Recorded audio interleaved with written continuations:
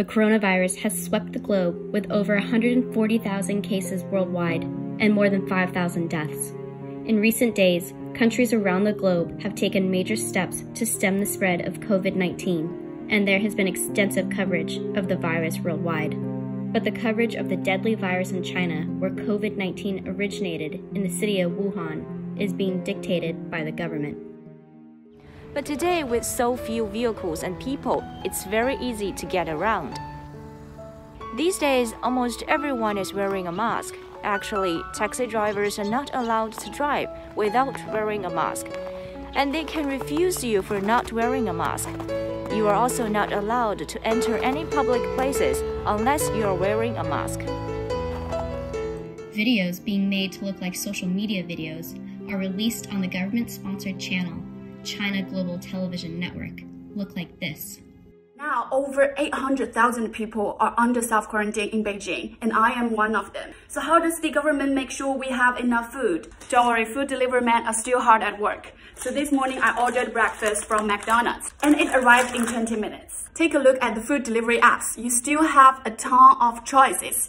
You can order Sichuan cuisines, you can order fried chicken, and even hot pots. Many restaurants are closed, but they're still delivering. Many food delivery companies have launched contactless delivery option. That means you may ask the delivery man to leave the food at certain points close to you, and you pick it up later. It protects both you and the delivery man. Since February 13th, over 2 million couriers and delivery men have returned to work. Those waiters who were out of work recently also found new opportunities in food delivery companies. To encourage people to stay away from the crowd, the government issued a policy allowing people to cancel their airline tickets and train tickets with no charge.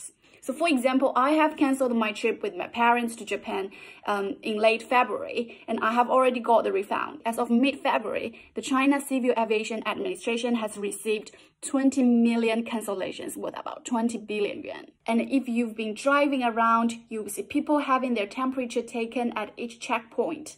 Anyone with a fever will be sent to the hospital right away.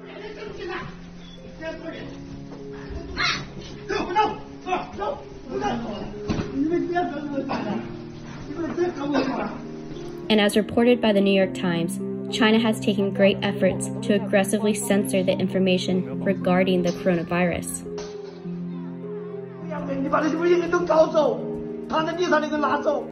CGTN's opinion-based outlet, known as Tea House, is now competing with the United States opinion-based shows. After all, when the communist government locks down its city, what else could that be other than draconian, authoritarian, and a violation of human rights? Now, Italy has decided to do the same, locking down the entire country. And apparently, the two lockdowns are not the same, at least according to America's most watched cable news network. Italy isn't authoritarian like China, and it's not backward like Iran. It is a modern, developed Western country, in many ways like our country. The science community does seem convinced that China's efforts are working and that the coronavirus does appear to be slowing there. Cases around the world continue to rise.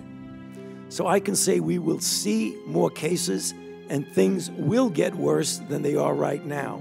How much worse we'll get will depend on our ability to do two things: to contain the influx of people who are infected coming from the outside, and the ability to contain and mitigate within our own country.